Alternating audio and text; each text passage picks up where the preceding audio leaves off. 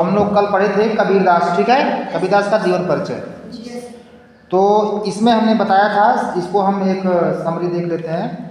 हमने कहा था कि कबीरदास हिंदी साहित्य के इतिहास का जो कालखंड विभाजन हुआ है उसमें वे भक्ति काल के अंतर्गत आते हैं, जिसको पूर्व मध्यकाल या भक्ति काल कहते हैं, ठीक है। फिर हमने बताया था कि भक्ति काल की दो धाराएं थी, निर्गुण भक्ति धारा और सगुण भक्ति धारा। सगुण भक्ति धारा की भी दो धाराएं थी, राम भक्ति शाखा और कृष्ण भक्ति शाखा।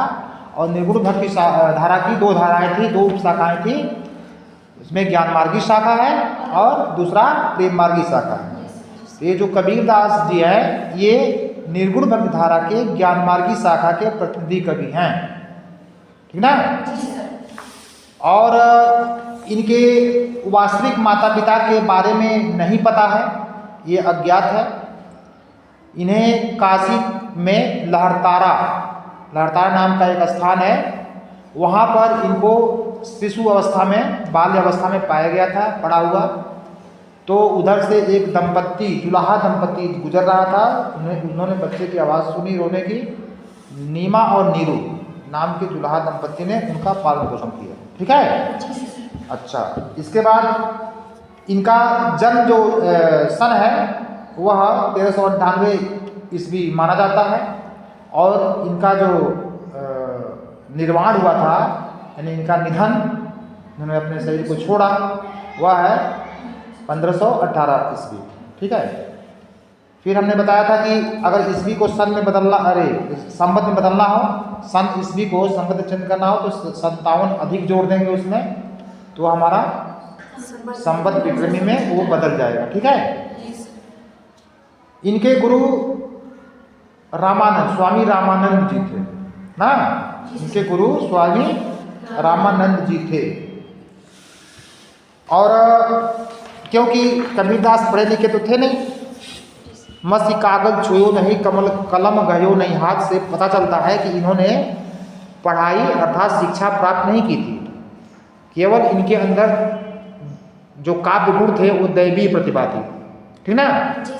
तो इनके शिष्यों ने इनके जो साखियाँ हैं, जो उनकी जो वाणियाँ हैं, उनको लिपिबद्ध कर दिया था, जिसमें इनके शिष्य धर्मदास थे।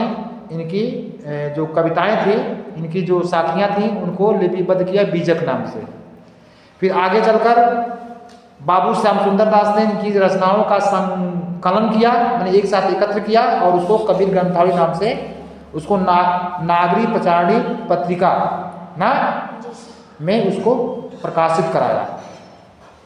इनकी भाषा मुख्य रूप से केवल एक भाषा नहीं है, उसमें सभी भाषाओं का मिश्रण है, जिसमें ब्रज भाषा, राजस्थानी, बुंदेली, भोजपुरी, मराठी, पंजाबी ना सभी भाषाओं के उसमें अंश मिलते हैं। इसलिए इनकी भाषा को आचार्य रामचंद्र शुक्ल ने सदुक्कड़ी भाषा कहा है। और इसे पंचमेल खिचड़ी भी कहते हैं, क्योंकि इसमें बहुत भाषाओं का मेल है, ठीक ना। पंचमेल खिचड़ी। ये वाणी के डिक्टेटर थे, ये समाज सुधारक थे ना। ये हिंदू और मुसलमान की एकता के समर्थक थे, किसी भी ऊंच नीच, भेदभाव, जाति पात, छुआछूत आदि के विरोधी थे।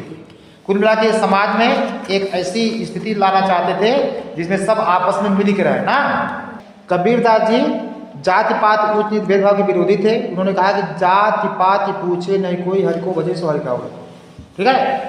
उन्होंने मांस भक्षण का विरोध किया, मांस भक्षण का, लोग जो मांस खाते हैं ना, तो उन्होंने कहा कि बकरी पाती खात है ना, ताकि गाड़ी खाल, जो नर बकरी खात है तिनको कौन हवाल। जो अजान देते हैं मुस्लिम लोग मस्जिदों में ना, तो उसका उन्होंने विरोध किया। कहता है कि मंदिर मस्जिद कांकर पाथर जोर के मस्जिद लई चिनाए, ताजड़ मुल्ला बाग दे क्या बहरा हुआ खुदा ना। यानी कि ईश्वर तो सब जगह व्याप्त है, तो तुम चिल्लाते क्यों हो? धीरे से कहोगे तभी तो ईश्वर सुन लेगा तुम्हारी बात। तो क्या खुदा बहरा है? नहीं। तो उन्होंने सभी को, किसी को नहीं छोड़ा, चाहे राजा हो ना, चाहे कोई उच्च कुल का हो, चाहे कोई भी हो, सभी को उन्होंने अपनी वाणी का शिकार बनाया। इसीलिए इनको वाणी का डिक्टेटर कहते हैं। क्या कहते हैं? वाणी का डिक्टेटर, ठीक ना। ये किसने कहा है? आचार्य हजारी प्रसाद द्विवेदी ने कहा है। क्या कहा है? हजारी प्रसाद द्विवेदी ने क्या कहा है? वाणी का डिक्टेटर, डिक्टेटर मतलब होता तानाशाह, जो किसी से नहीं डरता, जिसके ऊपर किसी का नियंत्रण ना हो। ठीक है, तो इनकी जो कविता का नाम है साखी। इनकी रचनाओं पर थोड़ा सा हम प्रकाश डाल लेते हैं, क्योंकि हमने बताया था इनकी खुद की रचनाएं 3 रूप में मिलती हैं, साखी, सबद और रमैनी। साखी दोहा में लिखी गई है, सबद पद में लिखी गई है और रमैनी चौपाई में लिखी गई है। ठीक है, साखी शब्द साक्षी जो तत्सम का शब्द है उसी का ये तद्भव रूप है। साक्षी मन होता है यानी किसी भी बात को प्रमाणित करने का साक्ष्य, यानी कोई व्यक्ति ना कोई पुरुष, तो साक्षी अपने गुरु को उन्होंने बताया, परमात्मा को बताया ना। जो भी बात कहते हैं ईश्वर और अपने गुरु को साक्ष्य में रख के, प्रमाण में प्रत्यक्ष रखकर वो बात कहते हैं। जैसे यहाँ पे कविता शुरू होती है इनकी साखी नाम से, ठीक ना। सतगुरु हम सूरीझ कर एक कहया प्रसंग, बरसा बादल प्रेम का भीज गया सब अंग। ये दोहा ना, इसका संदर्भ अगर कहें तो क्या होगा संदर्भ? प्रस्तुत कविता हमारी पाठ्य पुस्तक हिंदी काव्य खंड में संकलित ना, हिंदी काव्य खंड में संकलित साखी शीर्षक से अवतरित है ना। इस कविता के रचनाकार निर्गुण भक्ति धारा के ध्यान मार्गी शाखा के प्रतिनिधि कवि कबीरदास जी। निर्गुण भक्ति धारा के ज्ञान मार्गी शाखा के प्रमुख कवि कबीरदास जी हैं ना। प्रसंग हो ये होता है कि प्रस्तुत कविता में क्या बताया गया है, किस चीज का वर्णन, हाँ किस चीज का वर्णन किया गया, इसका प्रसंग हो जाएगा सतगुरु हम सू। अर्थात यहाँ पर कबीरदास ने अपने गुरु की महिमा का वर्णन किया गया है। कबीरदास जी द्वारा अपने गुरु की महिमा का वर्णन किया गया है ना, या गुरु की महिमा पर प्रकाश डाला है, ठीक ना। कई तरह से अपनी बात को प्रकट कर सकते हैं। तो कबीरदास जी कहते हैं कि हमारे सतगुरु हमसे प्रसन्न होकर ना एक ऐसा प्रसंग कहा, एक ऐसी कथा सुनाई ना, प्रेमपूर्ण प्रसंग बताया कि जिससे प्रेम रूपी बादलों की वर्षा हो गई। बरसा बादल प्रेम का, जिससे प्रेम रूपी बादलों की वर्षा हो गई। अब बादल का काम क्या है? बरसता है। बादल का काम क्या है? बरसना है ना। तो प्रेम रूपी बादलों की वर्षा हुई, जिससे हमारा भीज गया सबंग। भीजना क्या होता है? भोजपुरी के शब्द ना, लेकिन हिंदी में होता है भीगना। तो भीज गया सबंग, जिससे हमारा अंग प्रत्यंग सब प्रेममय हो गया। भाई प्रेम रूपी जब बादल बरसेंगे तो प्रेम रूपी जल से तो भीगेगा शरीर, यानी कि सब अंग प्रत्यंग उनका प्रेममय हो गया। ठीक है, देखो इसमें एक काव्य में क्या होता है, काव्य सौंदर्य के तत्व जानना पड़ता है, वो बताना पड़ता है परीक्षाओं में ना। तो काव्य सौंदर्य के तत्व 4-5 होते हैं, 6-7 भी होते हैं। ठीक है, तो कम से कम 5 तो तुमको मैं बता ही दे रहा हूँ। भाषा शैली, रस, छंद, अलंकार, गुण, शक्ति ना। और कोई अन्यत्र विशेषता होगी तो वो भी बता सकते हो। जैसे इसमें अन्यत्र विशेषता है कि गुरु की महिमा पर प्रकाश डाला गया है। लेकिन भाषा क्या है? सदुक्कड़ी, पंचमेल खिचड़ी ना। छंद क्या है? दोहा है ना। रस क्या है? शांत रस है। अलंकार क्या है? अनुप्रास अलंकार है। सतगुरु हमसु रीझ कर एक कहया प्रसंग ना। जहां पर वर्णों की आवृत्ति होती है वहां पर अनुप्रास अलंकार होता है। जहाँ पे तुक बंदी हो जाती है, तुक मिलते हैं, वहाँ पे अनुप्रास अलंकार होता है, उसको अंत्यानुप्रास कहते हैं ना। तो हर कविता में अनुप्रास तो रहता ही रहता है हमेशा, अनुप्रास से मुक्ति नहीं मिलेगी ना। तो ये हो गया प्रसाद गुण, हो गया माधुर्य गुण, हो गया। शक्ति क्या होती है? शब्द शक्ति ना। तो शक्तियाँ 3 प्रकार की होती हैं, अभिधा शब्द शक्ति, लक्षणा शब्द शक्ति और व्यंजना शब्द शक्ति। जब किसी भी कविता या किसी भी लाइन का, किसी पंक्ति का अर्थ बिल्कुल स्पष्ट समझ में आता है, जिस प्रकार से जल में रखा हुआ कोई वस्तु स्पष्ट दिखाई देता है, उसी तरह से अगर उसका अर्थ बिल्कुल समझ में आता है, सरल हो, जिसकी भाषा, वह अभिधा शक्ति होती है। तो सदगुरु हम सुन लीजिए एकदम बिल्कुल स्पष्ट ना, एक का यहाँ पर इसमें क्या कठिनाई है, नहीं कठिनाई है ना। तो यहाँ पे अविधा शक्ति कार्य कर रही है ना। तो 4 5 6 7 विशेषता बता दिए ना। अगले देखो, अगला देखो, राम नाम के पट्टरे देवे को कछु नाही, क्या ले गुरु संतोषिए हौस रही मन माही। प्रसंग वही, संदर्भ तो हमेशा वही रहेगा ना, केवल प्रसंग चेंज होगा ना। तो राम नाम के पट्टरे, कबीरदास जी कहते हैं कि राम के नाम के समान, पट्टरे बना होता है के समान, के तुल्य, राम नाम के तुल्य, राम नाम के समान देने के लिए, किसको देने के लिए, गुरु को, गुरु जी को राम के नाम के समान देने के लिए मेरे पास कोई वस्तु नहीं है। क्या ले गुरु संतोषिए, यानी गुरु हमसे क्या लें, या मैं गुरु को क्या दूं जिससे गुरु हमसे संतुष्ट हो जाए, प्रसन्न हो जाए। हौस रही मन माए, मेरे मन में ये अभिलाषा है, हौस मन अभिलाषा होता, ठीक है। मेरे मन में ये अभिलाषा है कि गुरु जी हमसे प्रसन्न हो जाए, और गुरु को देने के लिए मेरे पास क्या है, राम नाम के अलावा उसके समान और भी कुछ देने के लिए नहीं। यानी कि राम की भक्ति, ईश्वर की भक्ति के अलावा इस गुरु को देने के लिए मेरे पास कुछ है ही नहीं। मेरे मन में यह उत्कट अभिलाषा है, यही आकांक्षा है कि गुरु हमसे क्या ले जिससे हम प्रसन्न हो जाए, संतुष्ट हो जाए। अब संतुष्टि तो प्रसन्नता का ही तो एक रूप होता है। हाँ, आगे अब काव्य सौंदर्य के तत्व में वही रहेगा ना।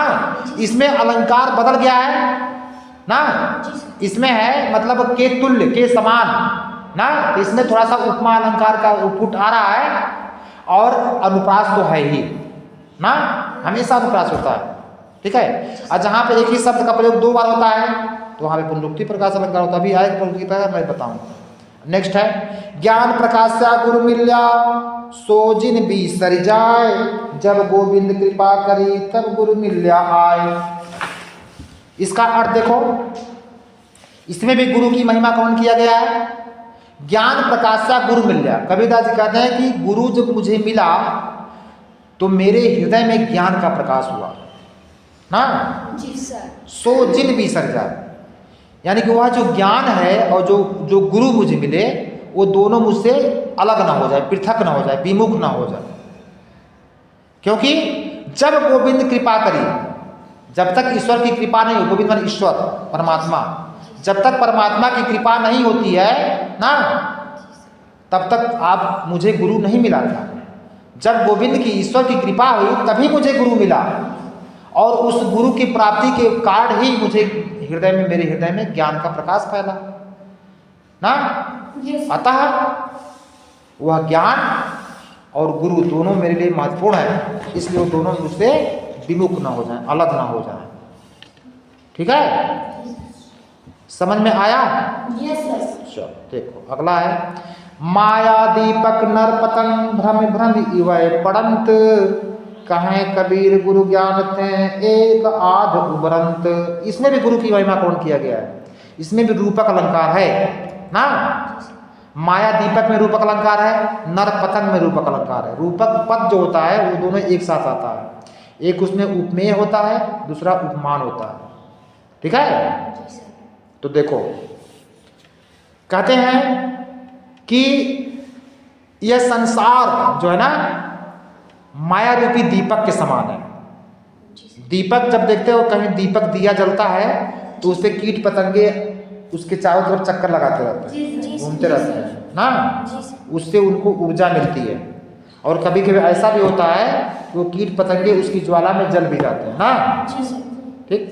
तो यह संसार जो है माया रूपी दीपक के समान है, और जो इस संसार के जो मानव है, नर माने मनुष्य, वह उस कीट पतंगों के समान है जो दीपक के चारों ओर घूमते रहते हैं। और भ्रमवश मनुष्य जो है, मनुष्य रूपी जो पतंगा है, कीट पतंगा है, वह इस माया रूपी दीपक में भ्रमवश पड़ जाते हैं, अर्थात उसमें डूब जलते रहते हैं, मरते रहते हैं ना। कह रहे हैं, कहें कबीर, कबीरदास जी कहते हैं कि गुरु ज्ञान तय, गुरु के ज्ञान से ही कुछ व्यक्ति ऐसे होते हैं, कुछ मानव ऐसे होते हैं, कुछ मनुष्य ऐसे होते हैं जो उस माया रूपी दीपक के प्रभाव से बच पाते हैं। एक आध उबरन, एक आध यानी एकाध मतलब एक दो ऐसे व्यक्ति होते हैं जो उस माया रूपी दीपक के प्रभाव से उबर पाते हैं। उबरंत माने उबर पाते हैं, अर्थात उससे बच पाते हैं ना। जी सर। यहाँ पे उपदेश दिया गया, उपदेशात्मकता है ना। तो काव्य सौंदर्य तत्व में वही रहेगा, भाषा सदुक्कड़ी पंचमेल खिचड़ी ना, और छंद दोहा छंद है, शैली मुक्तक है ना, शैली मुक्तक है, रस शांत रस है। जहाँ पर ये माया संसार ना, मोह माया बैराग की बात की जाती है, वहाँ पर शांत रस होता है, ठीक है, क्योंकि यहाँ पे कोई छल कपट नहीं रहता। जहाँ पे छल कपट नहीं रहेगा वहाँ पर शांत रस होता। जहाँ पे छलावा, छल कपट, धोखा, अंधविश्वास, विश्वासघात सब होता है, वहाँ पे माया होती है, वहाँ माया काम करती है। भाई माया ही तो है, माया ही तो है। माया क्या है? मोह है, मोह। मोह नहीं कोई छोड़ता ना। आगे है, अब मैं था तब गुरु नहीं, अब गुरु है हम नाही, प्रेम गली अति साकरी तामे दोन समाई। अच्छा बताओ, म्यान जानते हो? म्यान, म्यान, म्यान तलवार रखी जाती है। तलवार कहते हैं एक म्यान में दो तलवार नहीं हो सकती। सर म्यान में तलवार रखने का जगह, हाँ, जैसे साबुन, साबुनदानी में साबुन रखे जाते हैं ना, जैसे म्यान में तलवार रखी जाती है। तो अगर पतली गली हो तो क्या दो लोग उसमें जा सकते हैं? नहीं सर, एक ही व्यक्ति जा सकता है। तो उसी बात पे यहाँ कहा गया है कि जब मैं था, जब मेरे अंदर मैं था अर्थात अहंकार का भाव था, तो गुरु नहीं, मुझे गुरु की प्राप्ति नहीं हुई थी। भाई जब तक अहंकार रहेगा तो गुरु नहीं मिलेंगे ना। और गुरु मिल जाएंगे तब तक उनको ज्ञान मिल जाएगा, तो मैं हट जाएगा, भाग जाएगा, उसका नाश हो जाएगा। तो जब मेरे अंदर अहम का भाव था, अहंकार का भाव था, तब तक मुझे गुरु की प्राप्ति नहीं होती।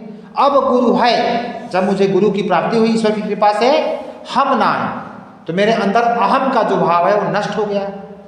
कहते हैं ना कि प्रेम गली अति साकरी, प्रेम का जो मार्ग है, प्रेम की जो गली है अत्यंत सकरा ना, अत्यंत पतली गली है। और उस गली में तामे दोन समाय, उसमें दो व्यक्ति नहीं रह सकते एक साथ, बहुत सकरी गली है। या तो उसमें अहंकार रह सकता है या तो गुरु रह सकते हैं।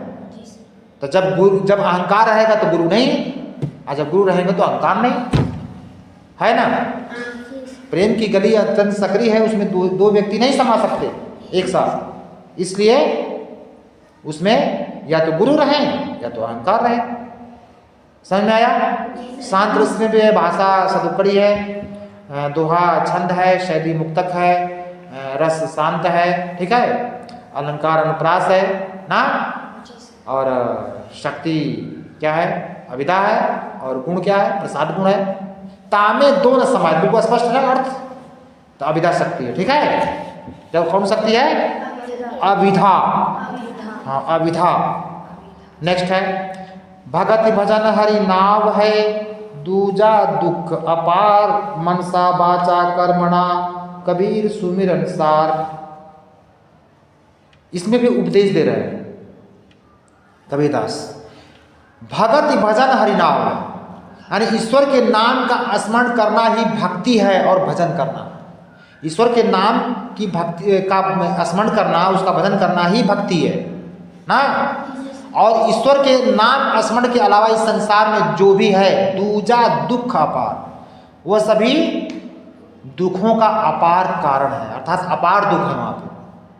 यानी ईश्वर की भक्ति के अलावा इस संसार में जो कुछ भी है वह सब अपार दुखों का कारण है, अर्थात वहाँ अपार दुख होते हैं, असीमित दुख होता है। मनसा बाचा कर्मणा, कबीरदास जी कहते हैं कि मन से, वचन से और कर्म से तुम जिस भक्ति का जो सार है वह प्रभु के नाम का स्मरण है, इसलिए तुम उस सार तत्व को, उस स्मरण तत्व को याद करो, अर्थात ईश्वर के नाम का स्मरण करो। मन से, वचन से और कर्म से ना, तन मन से उस ईश्वर के नाम का सुमिरन कर लो ना। कहते हैं कि दुख में सुमिरन सब करे, सुख में करे न कोई, और जो सुख में सुमिरन करे दुख काहे को होए। कबीरदास ने कहा ना। तो सुमिरन मन होता है स्मरण, मेमोरी, याद करना ना। जी सर। तो भक्ति और भजन का जो सार तत्व है वह मन से, वचन से, कर्म से ईश्वर के नाम का स्मरण ही है। इसलिए तुम स्मरण करो, उनके नाम का भजन करो। सर उन्हीं का दुआ है ना, जो ऊंचे ऊंचे सब चले नीचे चले ना कोई, ऊंचे ऊंचे सब चले नीचे चले ना कोई, एक बार नीचे चले सबसे ऊंचे हुए। हाँ ठीक है। तो नेक्स्ट है, कबीर चित्त चमकिया 14 लागी लाई, हरि सुमिरन हाथों घड़ा बेगे ले जाए। बेगे मन होता है शीघ्रता से, जल्दी से ना। बेग मन क्या होता है? शीघ्रता। अब भाई कहते हैं ना कि बहुत तेज वेग से ना, तो वेग मन होता है गति से उसका संबंध है ना। लेकिन यहाँ पे गति तो कम भी हो सकती है, धीरे भी हो सकती है, लेकिन यहाँ वेग का अर्थ है तेज, तीव्र गति से ना।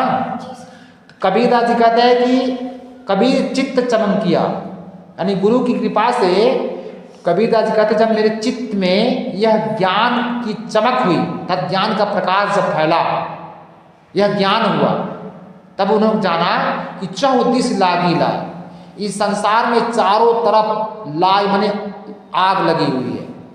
किसकी? विषय वासनाओं की, मोह माया की, लूट की, छल की, कपट की आग लगी है इस संसार में। जब कबीरदास के चित्त में जब गुरु के ज्ञान का प्रकाश फैला तो उनको ये महसूस हुआ कि संसार में तो सभी सांसारिक प्राणी तो विषय वासनाओं में लिप्त हैं, सब तरफ विषय वासनाओं की आग लगी हुई है। तो उस आग से बचने का उपाय बताते हैं ना भाई। जब कारण होगा तो कारण को हटाना ही तो कारण को समस्या समाधान होगा। तो एक समस्या आ गई है, समस्या का कारण देखा गया कि आग लगी है विषय वासनाओं की। तो उसका उपाय बताते हैं कि हरि सुमिरन हाथू घड़ा, यहाँ पे रूप का अलंकार है। कबीरदास जी कहते हैं कि ईश्वर के नाम स्मरण रूपी घड़े को हाथों में लेकर शीघ्रता से, अब घड़े में तो जल होता है ना। Yes sir. घड़े में क्या रखा जाता है? जल रखा जाता है, मिट्टी तो रखी नहीं जाती है। वो जल के लिए घड़ा, जैसे कहते हैं ना तालाब पे जाना, घड़ा लेकर जल भर के लाना, मिट्टी थोड़ा लाना। तो घड़ा से जो काम लिया जाता है या तो जल के लिए, शीतल जल के लिए, या जल को ढोने के लिए। तो ईश्वर के नाम का स्मरण रूपी घड़े को हाथों में लेकर शीघ्रता से इस विषय वासना रूपी अग्नि को तुम बुझा दो। यानी कि तुम विषय वासनाओं को छोड़कर ईश्वर की भक्ति करो, यही उपाय है ना। चलो काव्य सौंदर्य सब कुछ हो ही रहेगा, ठीक है। काव्य सौंदर्य के तत्व सब वही रहेगा। अलंकार अनुपात तो रहता ही जाता है। इसमें एक रूपक अलंकार आ गया। रूपक अलंकार किसमें है? सुमिरन हाथू घड़ा, यानी कि ईश्वर के नाम का स्मरण रूपी घड़ा ना। हाँ ये हो गया। नेक्स्ट है ये अंखड़ियाँ। जैसे पहले ना मूर्धनी स को लोग ख बोलते थे पहले ना। जैसे वर्षा मूर्धनी स होता है ना, जी सर। तो ख बोलोगे तो क्या कहोगे? बरखा। तो यहाँ भी स लिखा हुआ है लेकिन स नहीं, ये ख पढ़ोगे। क्या पढ़ोगे? अंखड़ियाँ झाई पड़ी पंथ निहारी निहारी। देखो निहारी निहार आ गया, यानी कि ये पुनरुक्ति प्रकाश अलंकार है। जिम भड़िया छाल्या पड़िया राम पुकारी पुकार, यहाँ भी है, दो बार आ गया।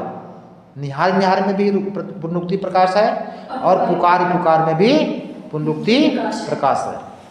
तो यहाँ पे कुछ पंजाबी का पुट लिए हुए, यहाँ पे पंजाबी भाषा आ गई है ना। जी सर। आँख को वो पंजाब में सब बोलते हैं अंखड़िया ना, जीभ को बोलते हैं जीभ भड़िया ना।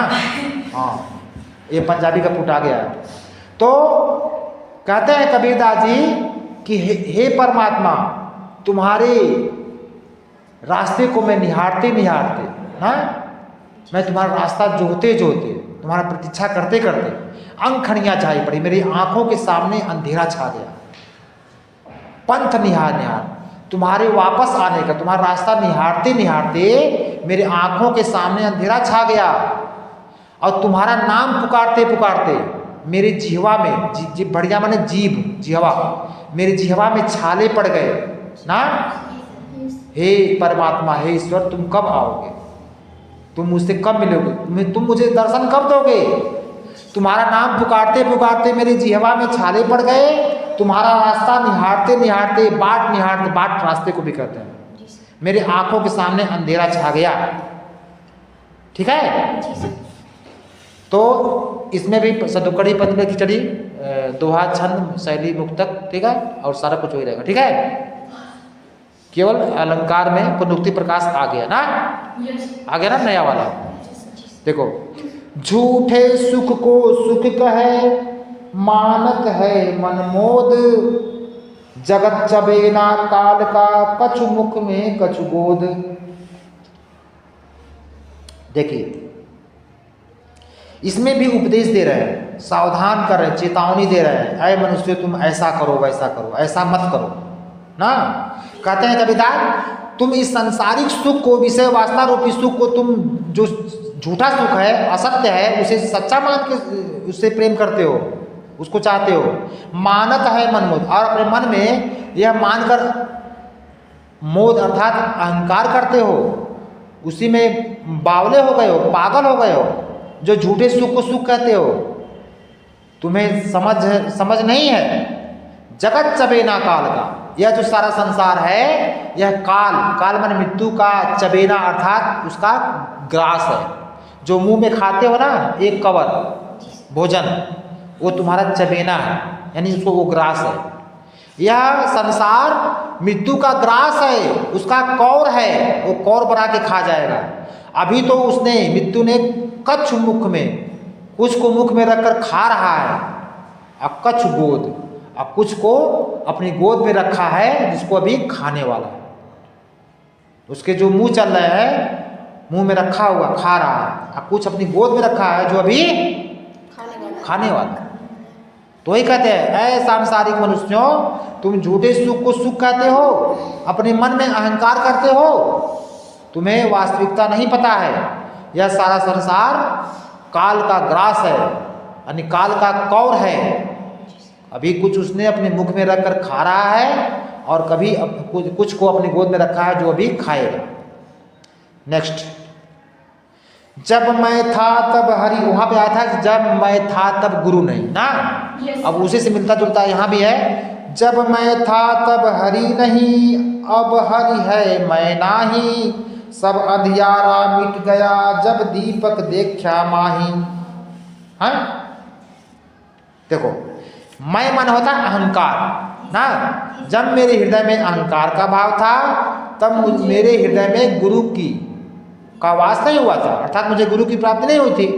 अब हरि है, यहाँ पे हरि है, तब तक मुझे ईश्वर की प्राप्ति नहीं हुई थी। अब हरि है मैं ना, जब मेरे हृदय में ईश्वर का वास हो गया, तो मेरे अंदर का अहंकार नष्ट हो गया ना।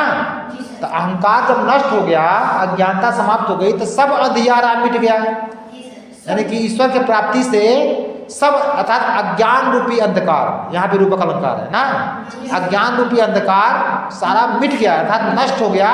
जब दीपक देखा, जब मैंने ज्ञान रूपी दीपक का प्रकाश देखा, यानी ज्ञान रूपी दीपक मुझे मिला, तब मेरे हृदय का अज्ञान रूपी अंधकार नष्ट हो।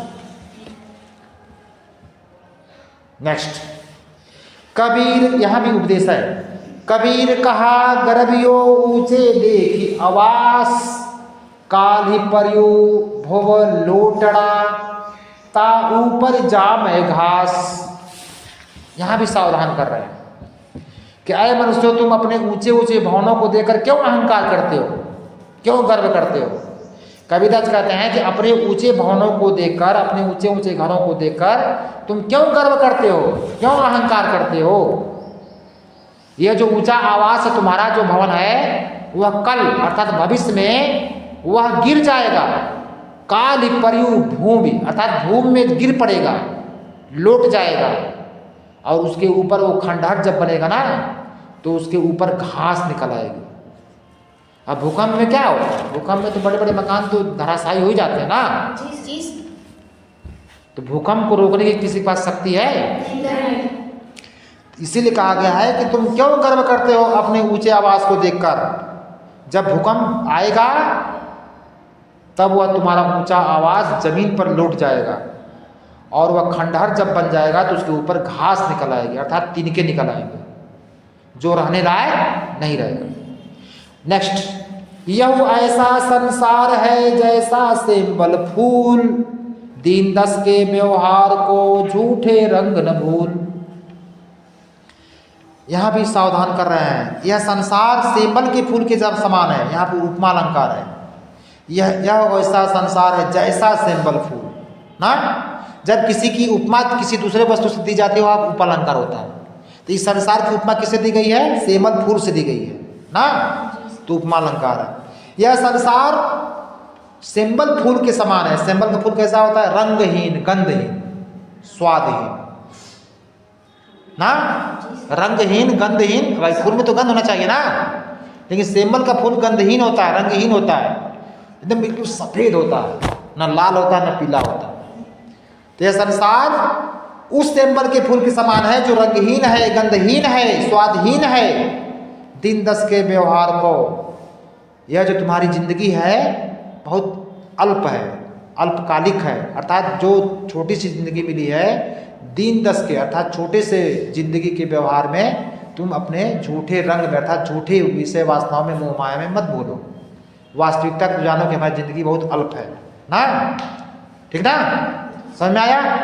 यानी झूठे रंग में दिन 10 दिन के व्यवहार में, 10 दिन की जिंदगी में झूठे रंग में, झूठी मोह माया में अपने आप की जिंदगी को बर्बाद ना करो।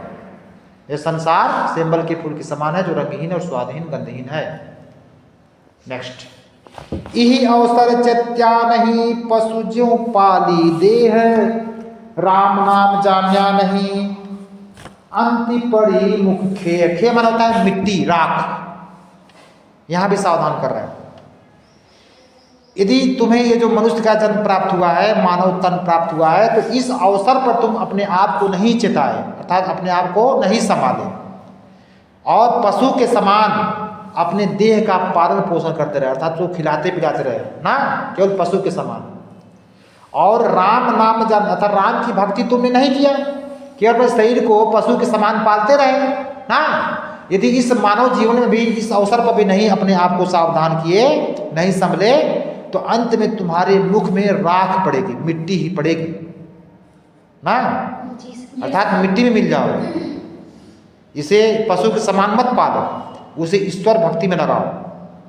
यह तन कांचा कुंभ है, यहां भी रूपा अलंकार आ गया ना, कांचा और तन और कुंभ में रूपक अलंकार है, तन रूपी घड़ा।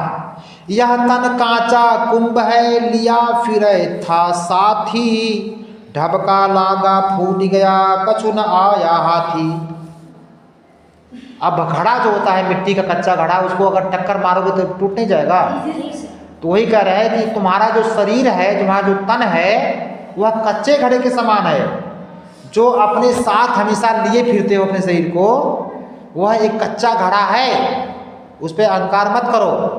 ढबका लागा फूट गया, थोड़ा सा टक्कर लगा तो तुम्हारा शरीर रूपी कच्चा घड़ा फूट जाएगा और तुम्हारे हाथ कुछ भी नहीं आएगा ना, ठीक है। नेक्स्ट, कबीर कहा गर्भियो ना, कबीर कहा गर्भियो देही देखी सुरंग,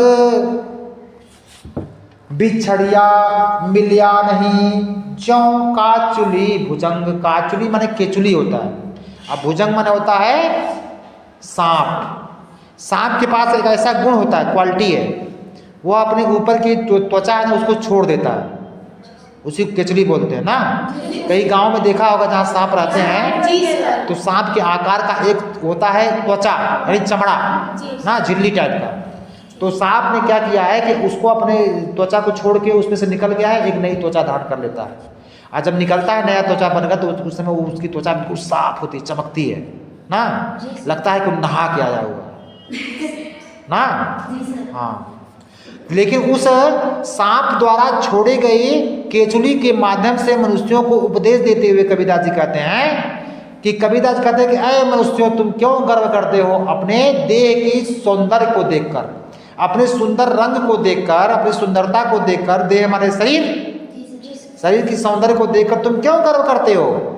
तुम्हारा जो सौंदर्य है हमेशा तुम्हारे साथ नहीं बना रहेगा, वह उस केचुली, सांप की केचुली के समान वो छूट जाएगा जो दोबारा उस केचुली को धारण नहीं करता। यह सौंदर्य तुम्हारा बिछड़ जाएगा, अलग हो जाएगा, नष्ट हो जाएगा। ठीक उसी प्रकार से जिस प्रकार से सांप अपने केचुली का परित्याग करने के बाद उस केचुली को दोबारा ग्रहण नहीं करता। ठीक है, तो इसी के साथ ये पाठ समाप्त भी हुआ। कबीर ग्रंथावली से लिया गया था ये, और हमने बताया था अभी भूमिका में कि कबीर ग्रंथावली नाम से किसने लिखा है? बाबू श्याम सुंदर दास ने लिखा है। ठीक है, और बीजक नाम से किसने लिखा है? उनके शिष्य धर्मदास ने लिखा है। ठीक है, आज का ये काव्य पाठ खत्म।